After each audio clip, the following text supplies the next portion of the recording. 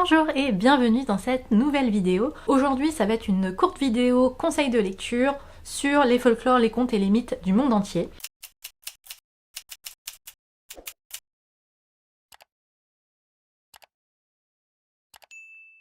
Donc j'ai choisi 10 romans, évidemment il y en a plein d'autres sur le folklore, les contes et la mythologie, mais j'ai décidé de faire quelque chose d'un peu tour du monde entre guillemets, évidemment il n'y a pas tout non plus, mais en tout cas il n'y aura pas de folklore, de contes ou de mythes pareil dans cette sélection. On démarre tout de suite avec l'Amérique, Entre terre et ciel de Rebecca Warnhorse, une superbe fantasy, dark fantasy je dirais même, c'est très sombre, mais très riche, très intéressant, et ça a le mérite d'être inspiré du folklore précolombien, ce qui est plutôt original, on va le dire en France en tout cas, c'est vraiment pas quelque chose que l'on connaît particulièrement. Moi en tout cas j'ai adoré, on a vraiment une intrigue hyper riche, hyper complexe, avec de la politique, des personnages très bien construits, complexes. Enfin franchement moi j'ai adoré ce premier tome, peut-être forcément toujours un petit peu de mal au tout début à vraiment entrer dans l'univers, mais tout simplement parce que c'est une culture qu'on connaît pas ou peu, voire pas du tout. Donc c'était quand même assez génial en plus d'être très original. On continue avec Les Dieux de Jade et d'Ombre de Silvia Moreno Garcia, une autrice qui met toujours en avant le Mexique et ça ne loupe pas ici, avec un récit donc inspiré du folklore mexicain.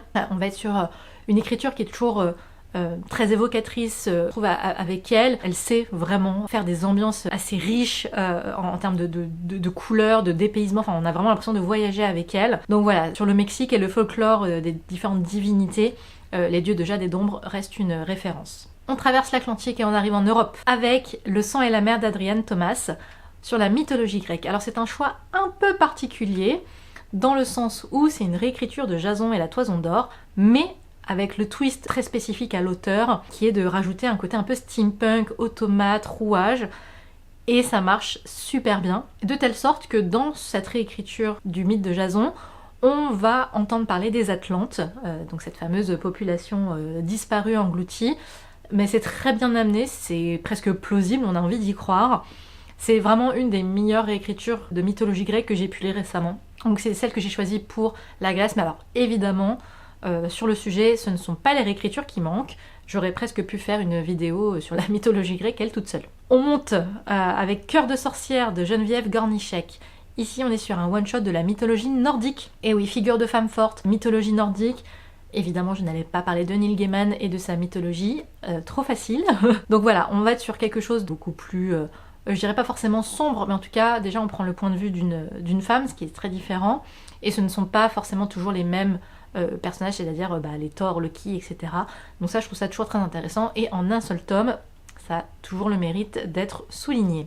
On continue avec Le chien du forgeron de Camille Le Boulanger, ici qui s'inspire d'une célèbre légende celte. Je ne vais pas prononcer le nom car je pense que je le prononcerai très très mal. Et ici on est sur un one shot, alors qu'une écriture racontée comme un barde qui raconterait un soir dans une taverne son histoire. Donc voilà, il y a cette narration qui est très originale. Et on va découvrir donc l'histoire derrière cette mythologie. Donc on est sur un côté légèrement fantastique mais presque historique, c'est assez intéressant. Et encore une fois, ce n'est pas forcément la légende celte la plus connue, entre guillemets, et je trouvais ça forcément très intéressant. On reste un peu dans le même coin avec la mythologie et la légende arthurienne. Mon choix s'est porté sur Legendborn de Tracy Deonn. On est sur quelque chose de beaucoup plus contemporain, dans une école très particulière où une élève noire va entrer et va notamment faire la découverte d'une sorte de société secrète, va inspirer justement de la légende arthurienne. Et elle va se retrouver malgré elle prise dans tout ça. On va avoir une forte présence des questionnements sur le racisme qui sont hyper intéressantes, en plus d'avoir cette inspiration des légendes arthuriennes.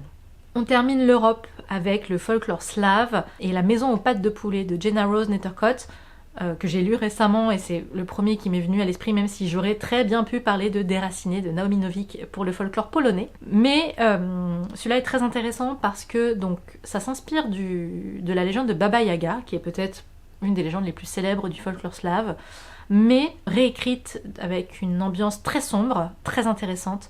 La plume est très poétique. Et surtout, il y a tout un travail qui est fait sur la mémoire, le génocide des Juifs, puisqu'on va se retrouver notamment avec toute l'histoire des pogroms en Russie dans les années 1920. Donc voilà, quelque chose de très riche émotionnellement, très dense mais très très intéressant, et avec toujours ce fil donc de Baba Yaga et de sa maison aux pattes de poulet, son isba avec des pattes de poulet. C'est assez génial, un bon bouquin bien épais mais très très intéressant. On va continuer dépasser l'Europe pour atteindre l'Asie, et on va commencer par le Moyen-Orient avec Girl Serpent Form de Melissa Bachardoust et le folklore perse, pareil, qui n'est pas forcément le folklore le plus connu. Un roman qui est passé un peu inaperçu. On est sur du young adulte, donc il faut aussi le lire pour ce qu'il est, du young adulte. Mais, chose intéressante, au-delà de la découverte du folklore perse évidemment, c'est la présence d'une romance lesbienne. Quand je l'ai lu il y a du coup quelques années de ça maintenant, c'était loin d'être la norme, même si d'ailleurs aujourd'hui ce n'est toujours pas la norme. Mais en tout cas voilà, en plus pour l'époque, je trouvais que d'avoir des personnages queer en plus d'un folklore méconnu, ça méritait d'être souligné. Je sais que s'il y en a qui cherchent les notes, c'est pas forcément le roman le mieux noté, mais il faut le prendre pour ce qu'il est, et moi je trouve qu'il est très intéressant à lire. On va vraiment sur l'Est-Asie avec Le chant des rivières englouties d'An Liang, ici inspiré d'une légende chinoise. Pareil, sur la Chine, j'aurais pu trouver plein de choses, mais j'aime beaucoup An Liang parce que déjà c'est une autrice chinoise, donc qui sait de quoi elle parle, qui a toujours une très bonne écriture. Pareil, on est sur une écriture plutôt jeune adulte, mais ça reste très bien fait, très évocateur.